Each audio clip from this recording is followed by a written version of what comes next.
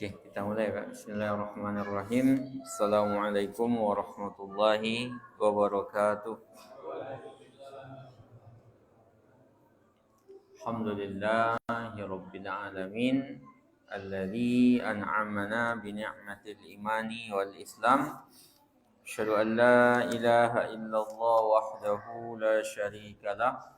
Wa asyhadu anna Muhammadan 'abduhu wa rasuluh. Wassalatu wassalamu ala rasulillah wa ala alihi wa ashabihi wa man tabi'ahu bi ihsanin ila yaumiddin amma ba'du. Rabbi shrah li sadri wa yassir li amri wahlul 'uqdatam min lisani yafqahu qawli. Bapak-bapak, ibu-ibu sekalian, jamaah salat Isya dan salat tarawih dan witir Masjid Al-Ikhlas yang dirahmati Allah Subhanahu wa taala. Alhamdulillahirabbil alamin. Di malam kedua Ramadan ya Pak ya. Tarawih kedua juga ya. Di bulan Ramadan ini, di bulan mulia, bulan mubarak yang diberkahi, kita diberikan kemudahan oleh Allah Subhanahu wa taala untuk menunaikan salat Isya berjamaah. Kemudian tadi kita juga salat tarawih dan witir. Mudah-mudahan kita diberikan keistiqomahan oleh Allah Subhanahu wa taala sampai akhir Ramadan dan seterusnya insyaallah. Kemudian salawat dan salam pada Rasulullah sallallahu alaihi wasallam, pada keluarganya, para sahabatnya dan para pengikutnya sampai akhir kelak. Pembahasan kita masih di mayubahu fi shalah ya Pak. Ini masih melanjutkan pembahasan yang sebelum Ramadan ya. Ya, tentang hal-hal yang dibolehkan di dalam sholat.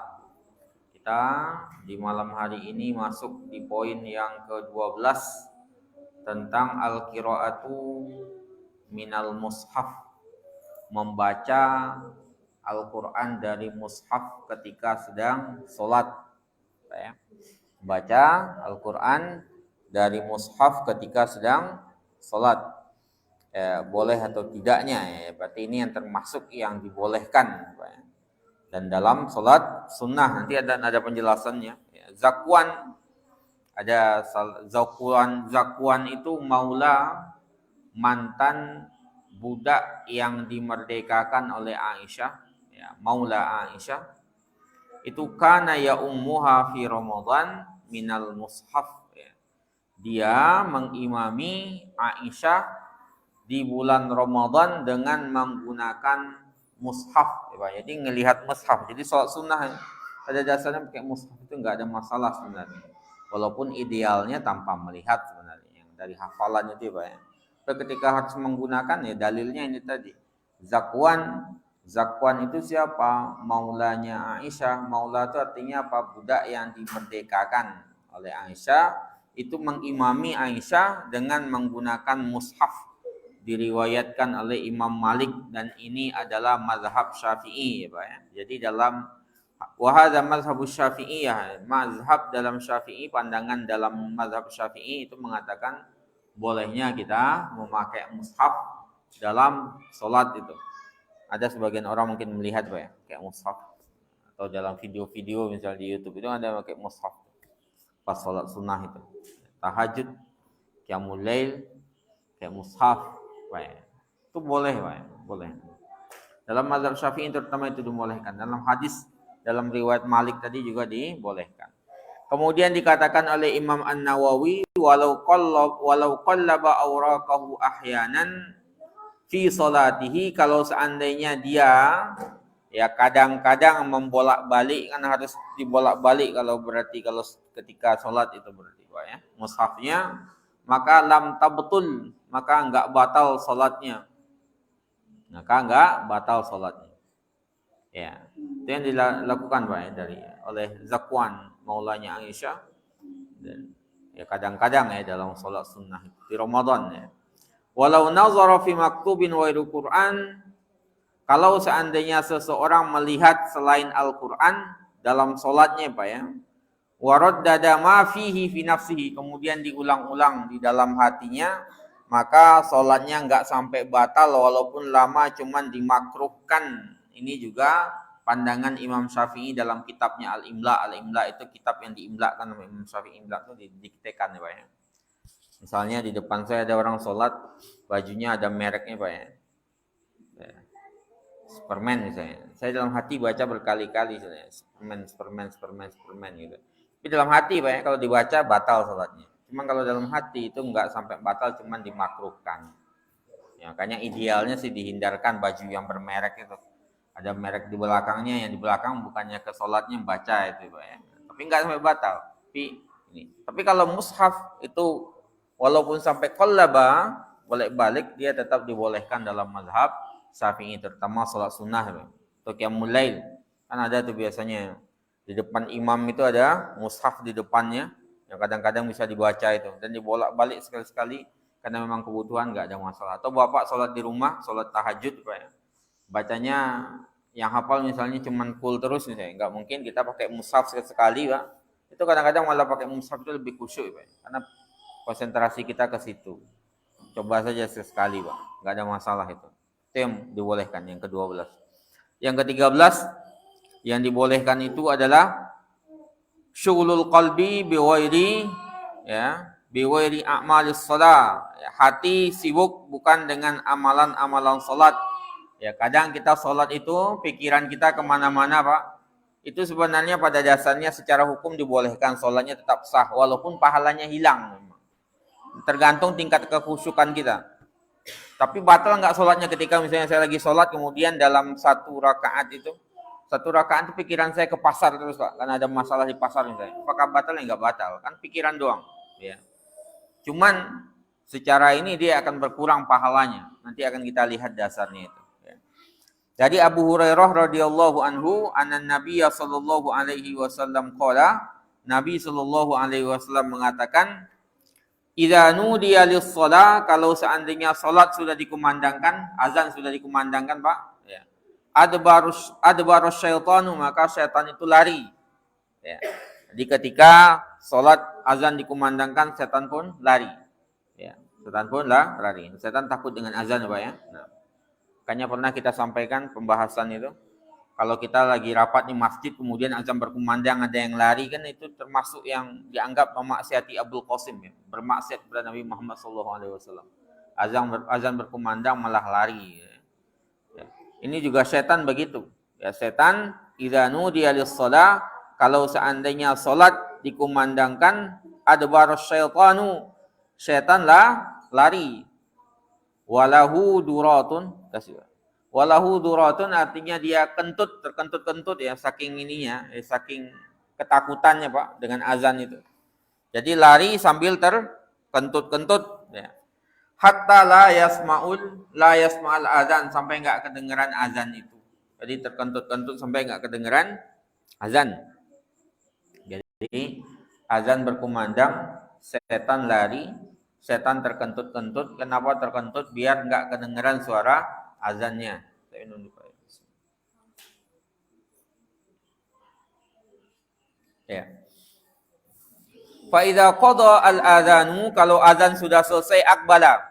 Kalau azan selesai dia balik lagi. Ya, setan balik lagi. Fa idza suwiba biha, kalau diiqomahkan, selesai azan kan balik lagi Pak. Kalau udah diiqomahkan, adbaro, dia lari lagi setan itu. Setannya lari. Fa idza qudiyat taswibu, kalau seandainya iqomah itu sudah selesai, akbala, setan itu datang lagi, hatta yakhturu bainal mar'i wa nafsihi. Nah, sampai dia membuat lintasan pemikiran dalam pada diri seseorang Pak. Jadi azan lari balik lagi, qomat lari balik lagi. Ketika kita sholat, dia mulai menggoda kita. Ya, makanya dia mengatakan uzkur kaza wa uzkur kaza. Ingat ini ya. Makanya kadang-kadang hal-hal yang tidak kita ingat di luar sholat, pas sholat ingat ya. Pas sholat ingat, memang begitu. Ya, itu memang pekerjaannya setan itu. Misalnya pas luar sholat kita cari kunci nggak ketemu, ya dalam sholat itu biasanya diingatkan. ingat ini kunci di mana saya taruh, dipikirkan. Walaupun nggak selalu teringat, tapi kadang-kadang sering teringat. Setan begitu. Ya. Disuruh ingat ini, lima lam yakun yazkur, ya, yang sebelumnya nggak pernah diingat sama sekali. Hatta yazalla ar-rajulu la yadri kam shalla. Sampai seseorang yang sholat itu nggak tahu berapa rakaat sholatnya. Sholat itu 2 atau 3 atau 4 itu nggak paham sama sekali karena terus digoda sama setan, Pak ya.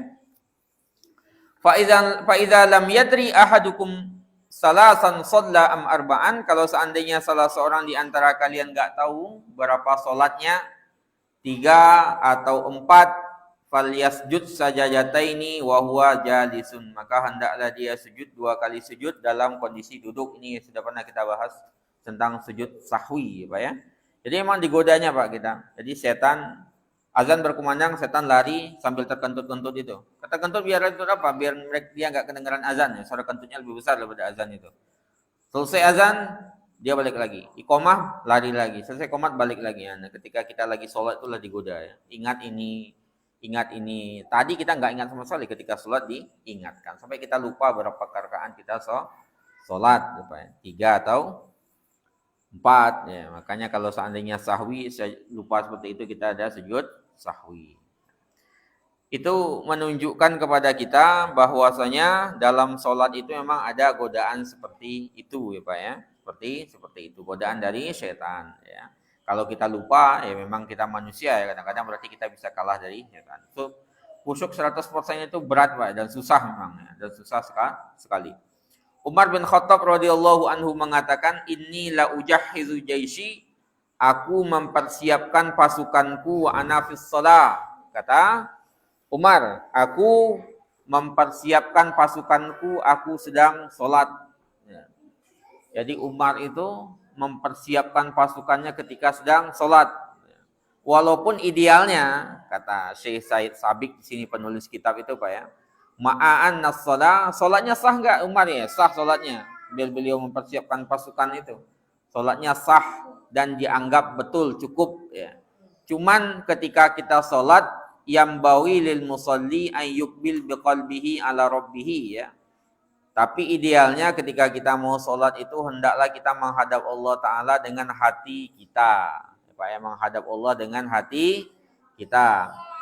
Wa yasrif anhu syagawil, ya. Kemudian kita membuang semua hal-hal yang menyibukkan pemikiran, ya, dengan berfikir bitafkir fi ma'nil ayat, dengan memikirkan makna-makna ayat, wa tafahum li hikmati kulli amalin min a'malis shalah. Ya, kemudian memikirkan setiap bacaan dan amalan-amalan salat. Jadi boleh enggak sah hukum salat seperti itu, Pak? Salatnya hukumnya sah-sah saja secara hukum, ya, Pak. Cuman idealnya kita enggak berusaha dalam salat itu, kalau bisa pikiran kita 100% itu ingat dalam bahwasanya kita berada di dalam salat, ya, dalam salat, berusaha memahami gerakannya, berusaha memahami ayat-ayatnya. Kenapa? Karena salat itu tidak ditetapkan bagi seseorang kecuali apa yang di dalamnya ada kesadaran. Kayak kita salat misalnya, sepanjang salat itu pikiran kita di mana-mana, sah enggak salatnya? Ya, secara hukum sah selama hukum rukun dan syaratnya terpenuhi. Tapi pahalanya dapat enggak? Ya belum tentu. Tergantung tingkat kesadaran kita ada di dalam sholat itu. Itu yang dijelaskan dalam hadis itu, Pak. Dalam riwayat Abu Daud, An-Nasai, Ibnu Hibban, dari Ammar bin Yasir berkata, sami'tu Rasulullah sallallahu alaihi wasallam yaqul, kata beliau, aku mendengar Rasulullah sallallahu alaihi wasallam bersabda, innar rajula, sesungguhnya seseorang itu layang sorif, selesai sholatnya, Pak. Sesungguhnya seseorang itu selesai sholatnya, wa ma kutiba lahu, dan tidak ada yang didapatkannya, ditetapkan baginya, illa usyuru sholatihi, kecuali 1/10. Sholat 100 misalnya pahalanya, Pak. Ya, atau 100 nilainya. Ada kata Rasulullah dalam riwayat Abu Daud, An-Nasai dan Ibnu Hibban itu dari Ammar bin Yasir. Ada orang yang sholat, selesai sholat, nggak dapat pahala atau nggak mendapatkan dari sholatnya kecuali 1/10. Yang 9/10, yang 9/10 lagi mana? yaitu hilang. Kenapa? Dia sholat pikirannya nggak di situ. Tapi sah sholatnya Pak? Ya sah. Secara hukum sah. Sah sholatnya. Secara hukum sah.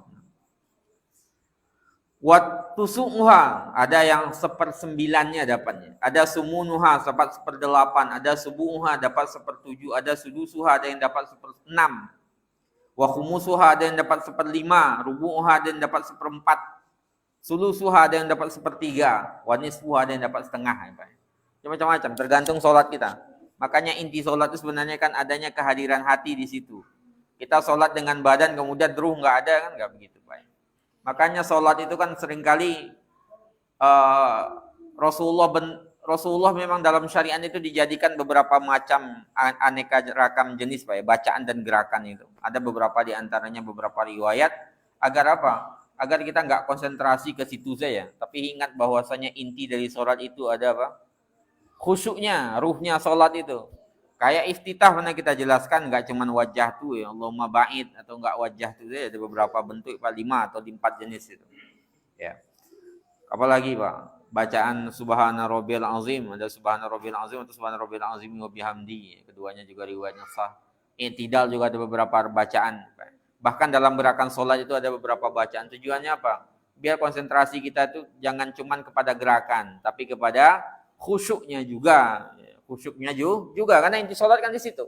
Ruh sholat kita ada di khusyuknya. Jangan kita sibuk dengan gerakannya. Kemudian, ya gerakan penting sebenarnya, tapi khusyuknya juga jangan lupa. Sepanjang hari kita mendongkol ya dalam sholat itu, gimana kita mau mendapatkan ruh dari sholat tersebut. Jangan-jangan kita sholat kemudian pahala nggak ada sama sekali. Itu yang dikatakan dalam hadis itu.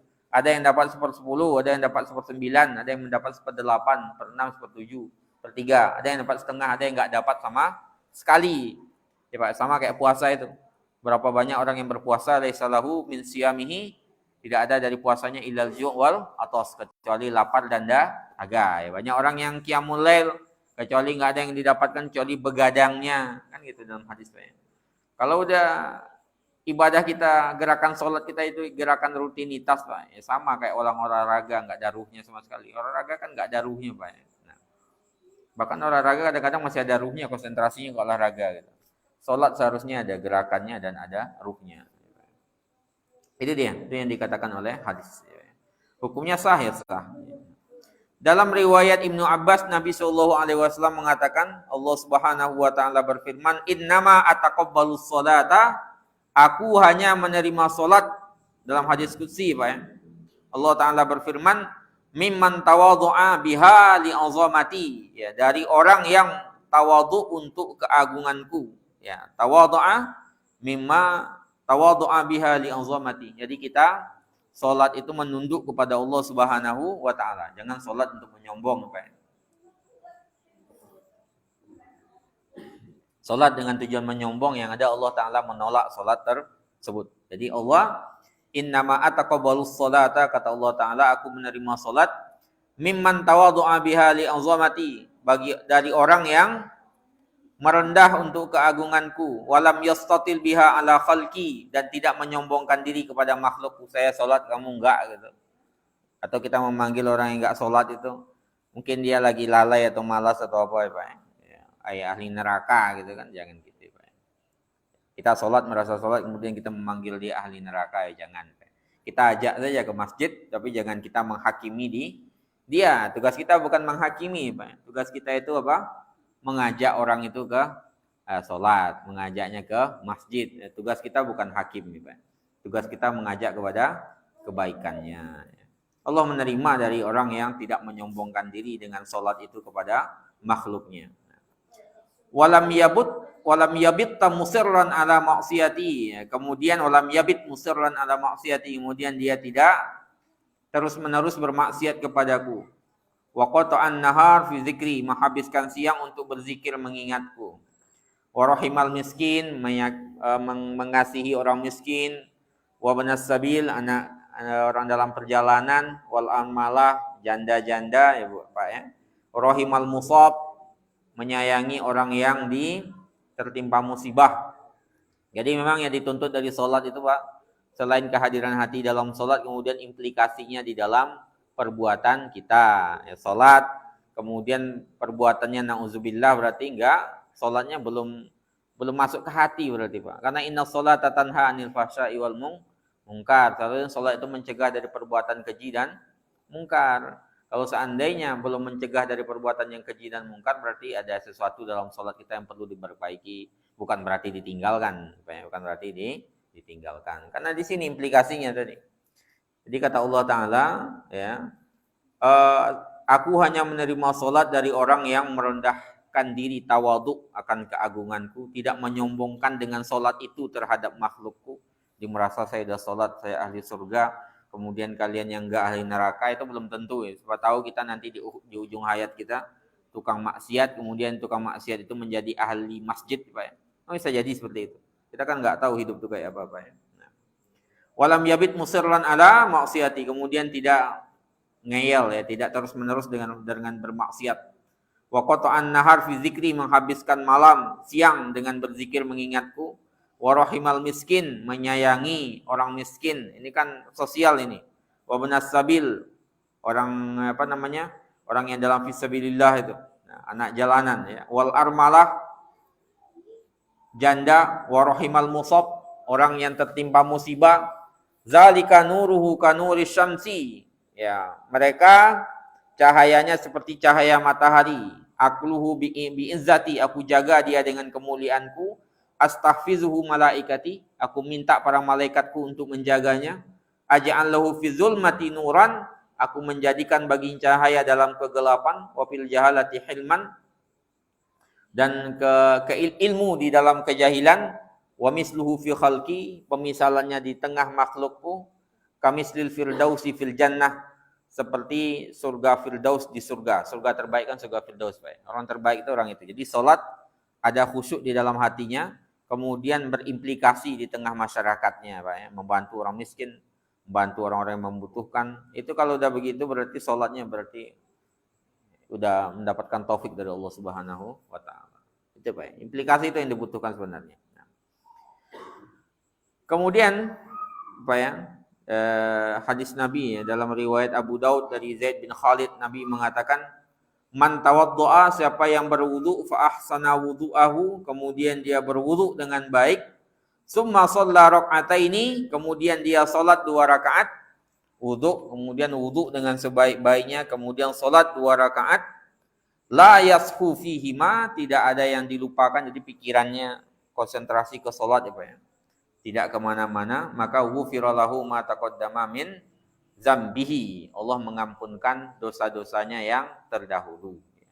Dalam riwayat Muslim dari Utsman bin Abi Al-As berkata, qultu ya Rasulullah, aku berkata, kata Utsman bin Abi Al-As, ya Rasulullah, wahai Rasulullah, inna syaitana, sesungguhnya syaitan, qad hala baini wa baina salati, ya, Syaitan itu, kata Utsman bin Abi Al-As, mengadu ke Rasulullah Pak. Ini satu hari Utsman bin Abi Al-As mengadu ke Rasulullah, ya Rasulullah, antara salatku dan antara diriku dan salatku itu ada sesuatu, ada setan yang menghalangi. Jadi antara aku dan salatku ada setan menghijab Pak. Sehingga pikirannya kemana-mana, enggak khusyuk sama sekali, atau setan berusaha membuat dia enggak khusyuk. Ya.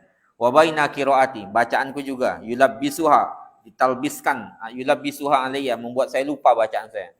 Baca alhamdulillahirabbil alamin apa ya, maliki yaumiddin, itu kan ya, salah ya, gitu. Kan salah bacaannya Pak. Jadi dibuat seperti itu. Jadi suatu hari Utsman bin Abi Al-As mengadu kepada Rasulullah seperti itu Pak. Saya terhalang oleh khusyuk, setan menghalangiku dari khusyuk, kemudian mengganggu bacaanku. Kemudian apa kata Rasulullah Pak? Zaka syaitanun, itu adalah syaitan ya. Yuqalu lahu, dinamakan dengan khanzab. Setan yang dinamakan dengan khanzab. Ya. Setan bernama khanzab. Fa idza ahsastahu, kalau kamu merasakan kehadirannya, fata'awwaz billahi minhu, maka berlindung kepada Allah Ta'ala dari dirinya. Baca a'udzubillahi minasyaitonirrajim. Ya. Watfil an yasirika salasan, meludah ke kiri 3 kali. 3 kali itu. Nah.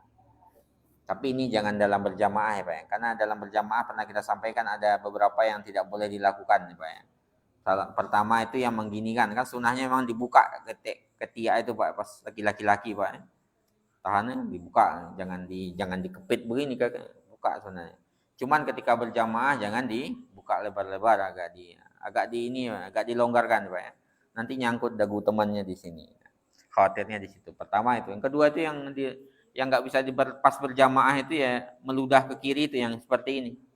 Ya ini ketika kita sholat sendiri bisa, atau sholat malam itu. Kita sholat malam rasanya nggak bisa kusuk Pak, atau membaca itu nggak connect terus, membaca dari apa? Dari kuliah ayyuhal kafirunnya balik terus ya. La abudu ma ta'budun, la abudu ma ta'budun, ujungnya enggak ujung-ujungnya. Baca auzubillahi minasyaitonirrajim 3 kali ke kiri Pak ya. Gitu. Ya, 3 kali. Tapi itu ya jangan pas berjamaah, sendiri saja. Pas sendiri. Kalau jamaah nanti kira berkelahi nanti Pak ya. Jadi itu. Kemudian fa'altu kata Utsman bin Abi Al-As, aku melakukan itu fa'azhaballahu anni. Kemudian setan itu hilang dariku. Memang pengaruh Pak. Coba saja Pak mulai. Nah, jadi pas sholat malam misalnya, nanti sholat malam tuh, misalnya tahajud atau apa, ya kalau pikirannya nggak khusyuk rasanya, udah baca nggak konek ya Bu ya, udah baca Al-Fatihah itu salah terus, atau baca ayat itu pangkalnya mana, ujungnya di mana, ya coba auzubillahi minasyaitonirrajim, kemudian wa'atfil, kemudian meludah ke kiri, salasan, ludahnya simbolis saja, jangan sampai dikeluarkan air ludah beneran ya Pak ya, gitu aja. Nah. Itu dilakukan. Itu hilang itu Pak, insyaallah. Nama hadisnya sahih itu. Nama setannya apa? Khanzab.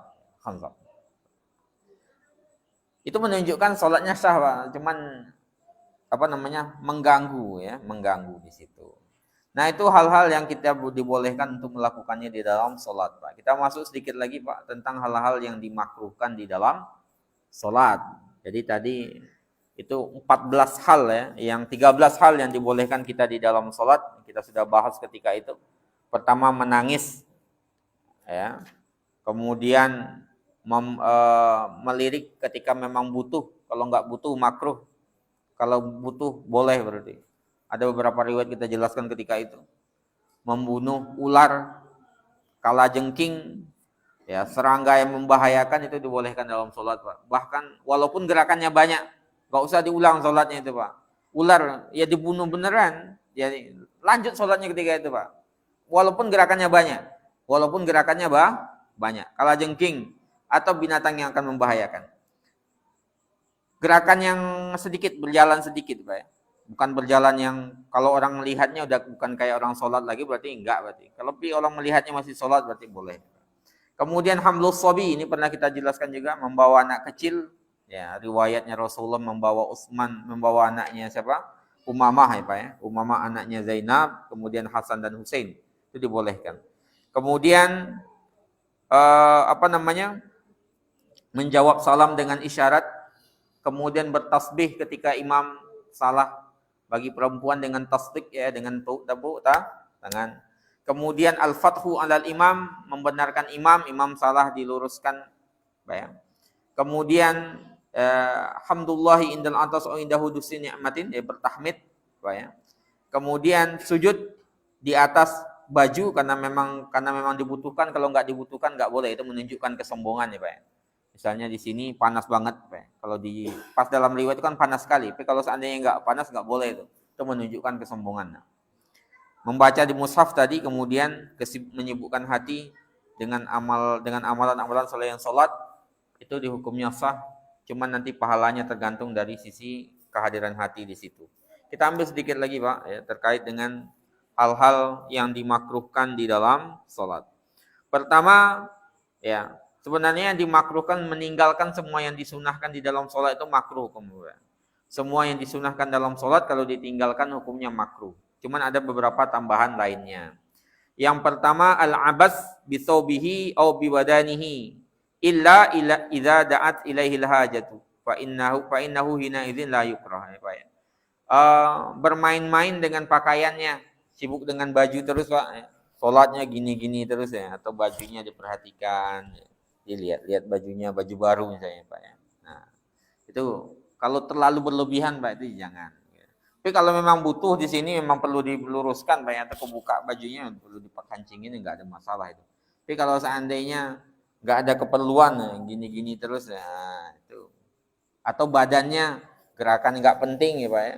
Nah, gini gerakan gini padahal nggak butuh sama sekali. Itu dimakruhkan, nggak sampai batal. Tapi kalau berlebihan bisa batal.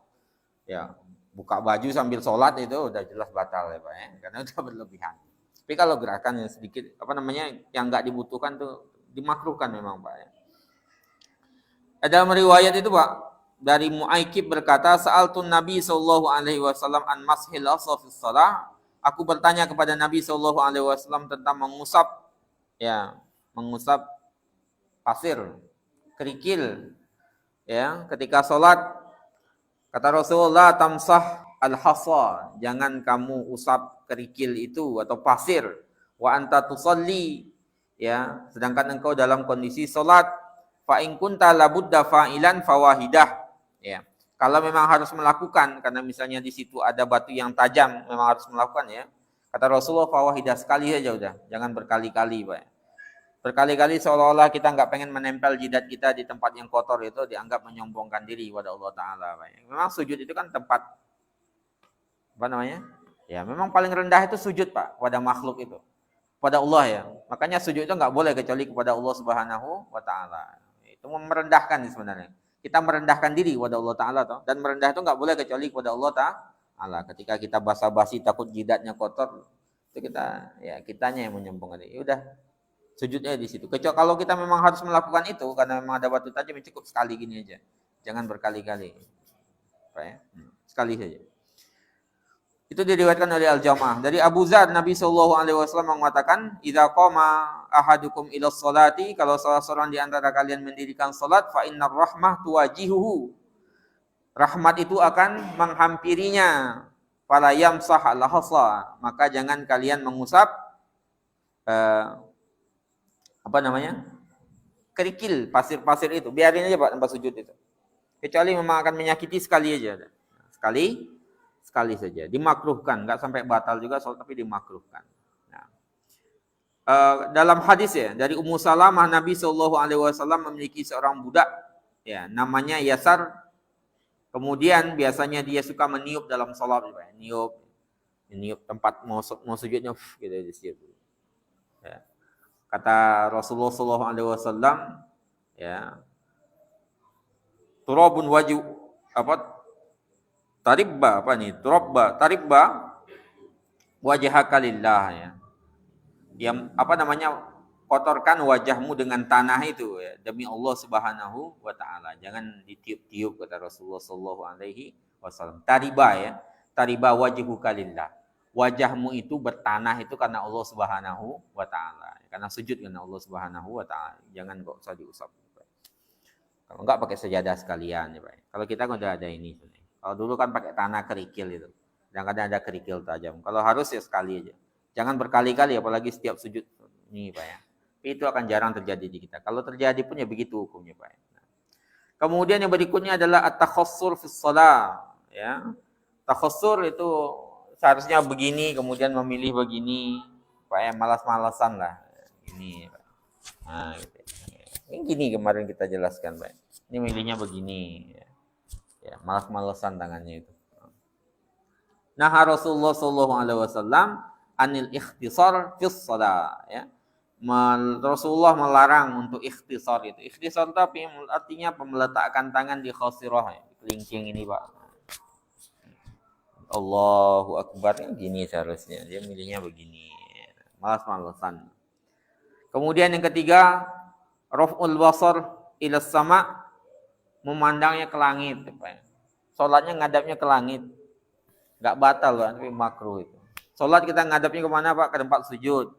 Pernah kita jelaskan itu. Kalau at-tahiyat ya kita nunjuk ke telunjuk ini kita ngelihatnya, jangan lihat ke atas. Dalam hadis dikatakan la yantahiyanna aqwamun la yarfa'una absarahum ila sama fi shalah, hendaklah satu kaum ya yang meninggikan pandangan mereka ke langit, melihat ke langit di dalam salat, hendaklah menghentikan au latukhtafanna absaruhum, atau pandangan mereka akan congkel Pak ya. Congkel. Riwayat Ahmad, Muslim dan An-Nasa'i. Itu yang ketiga. Yang keempat, an-nazar ila ma yulhi, memandang yang akan membuat kita lalai. Ya, membuat kita lalai apa Pak? Ya, dari Aisyah itu ada Nabi SAW suatu hari salat dengan pakaian ini Pak dihadiahkan oleh Abu Jaham. Jadi Abu Jaham ngasih hadiah Rasulullah. Ya, pakaian itu ada gambarnya. Ya, ada ukirannya lah gitu ya. Kemudian Rasulullah SAW ya berkata kepada Aisyah, syaghallatni a'lamu hadhi, ini ukiran ini, gambar ini menyibukkanku. Izhabu biha ila Abi Jaham, bawa dia lagi kepada Abu Jaham. Wa atuni bi anjibaniyati, bawakan kepadaku anjibaniyah. Anjibaniyah itu artinya pakaian yang enggak berukir, pakaian biasa saja, Pak ya, agak kasar kainnya. Rasulullah pengennya itu. Kenapa menolak yang ini? Ya, agar ini terganggu kekhusyukan beliau dan ukiran dan gambar-gambar yang ada di baju beliau itu. Ya. Makanya beliau minta ganti yang tidak ada gambarnya sama sekali. Ya, itu yang perlu kita perhatikan juga dalam sholat itu. Makanya kalau dalam sholat Pak, kalau ada baju-baju yang ya bergambar apa lah Pak ya, tulisan yang aneh-aneh akan memandang orang Pak ya. Apalagi masuk pakai baju partai ke masjid itu ya, nanti dibaca nomor berapa ya Pak. Nah, apalagi ntar lagi kan mau politik ini Pak, tahun politik terus ntar lagi ini Pak. Nah, ini mengganggu Pak ya, mengganggu. Rasulullah makanya suruh ganti sama Rasulullah. Kenapa diminta diganti lagi sama Rasulullah? Rasulullah nggak pernah menolak hadiah Pak. Nggak pernah menolak hadiah. Hadiah apapun diterima sama Rasulullah. Cuma Rasulullah terganggu kemudian minta ganti yang di bawah itu standarnya agar nggak menyakiti hati Abu Jaham ya Pak ya. Abu Jaham yang memberikan hadiah biar nggak tersakiti hatinya. Udah pernah beri kemudian ditolak Rasulullah kan tersakiti hati Pak ya. Nah, itu Pak ya. Jadi kemudian yang terakhir Pak yang kita ambil di malam hari ini yang masuk dalam hal yang dimakruhkan adalah taghmidul ainain, memejamkan mata Pak. Jadi memejamkan mata itu kalau nggak ada perlunya Pak memang dimakruhkan di dalam sholat. Ada dua pandangan para ulama di situ sebenarnya. Satu itu memakruhkan secara mutlak. Yang kedua membolehkan secara mutlak. Ya. Itu Pak ya. Cuman perlu diperhatikan di sini ya Pak ya. Kalau dalam kata-kata Ibnul Qayyim itu ya membuka mata selama tidak mengganggu kekhusyukan kita Pak itu afdolnya sebenarnya. Terbaiknya itu ya jangan kita nutup mata dulu. Buka mata dulu, pandang tempat sujud itu Pak. Ya, tempat yang dilihat kan tempat sujud ya. Jangan ke atas, jangan ke depan, jangan samping kiri kanan. Tempat sujud yang dilihat. Konsentrasi ke situ. Artinya pikiran kita melihat, mata kita melihat ke situ, pikiran kita di dalam sholat. Ya. Cuman ketika memang harus memejamkan mata, kata Ibnul Qayyim Pak ya, karena di depan kita itu misalnya ada gambar tulisan yang membuat kita nggak konsentrasi Pak. Di depan kita ini ada orang yang pakai baju mengganggu sekali bacaannya Pak misalnya. Kita mau menghindar terbaca lagi. Yaudah pejamkan mata di situ. Selama itu benar-benar bisa membantu kita khusyuk, berarti dibolehkan memang Pak. Tapi kalau seandainya nggak perlu memejamkan mata, maka jangan dilakukan. Karena dikhawatirkan Pak, nanti kita akan menghayal yang macam-macam. Menghayal macam-macam itu artinya Allah kita khayalkan seperti siapa. Allah kita khayalkan kayak video yang pernah kita lihat misalnya.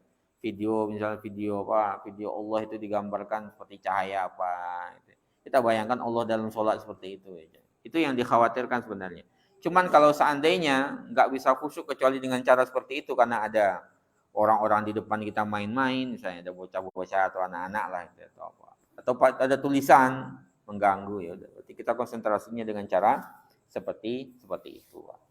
Jadi itu beberapa hal Pak. Masih banyak sebenarnya hal-hal yang dimakruhkan di dalam sholat, tapi kita bahas 5 itu dulu. Yang pertama itu adalah al-abas bisaubihi wa badanihi, ya kita bermain-main dengan pakaian kita, dengan badan kita ketika sholat ya Pak.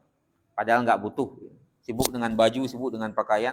Kemudian at-takhassur itu yang kita ya tangannya nggak begini tapi di salah satu jari ya. Takhassur secara khusus itu kelingking ini Pak. Ya. Kemudian raf'ul basar ila sama, melihat ke atas. Kita sholat menghadap ke tempat sujud kita. Ya. Kemudian wan nazar ila mal yulhi, melihat hal-hal yang akan mengganggu pikiran kita, gambar dan sejenisnya itu dihindarkan. Makruh hukumnya. Kemudian takmidul ainain, menutup mata, memejamkan mata, hukumnya pada dasarnya dimakruhkan oleh sebagian ulama. Ya, Pak. Intinya sebenarnya kalau bisa terbuka dan khusyuk lebih baik. Kalau seandainya nggak bisa khusyuk karena ada gangguan kecuali dengan memejamkan mata, maka itu yang kita lakukan. Oke. Sampai di sini ada yang mau dipertanyakan, Pak? Monggo, kalau ada yang mau ditambahkan sebelum kita tutup.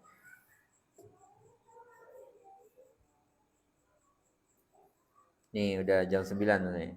Besok minum sahur lagi, Pak ya. Insyaallah. Puasa kedua. Ini hari kedua, dua Ramadan ya, setelah maghrib tadi. Baik, kita cukupkan demikian Pak ya. Minggu depan kita lanjutkan lagi insyaallah masih terkait dengan makruhatus shalah, hal-hal yang dimakruhkan di dalam salat, Pak. Mudah-mudahan menjadi pengetahuan dan amalan bagi kita semua insyaallah. Kita tutup dengan doa kafaratul majelis. Subhanakallahumma wa bihamdika asyhadu an la ilaha illa anta astaghfiruka wa atubu ilaik. Assalamualaikum warahmatullahi wabarakatuh.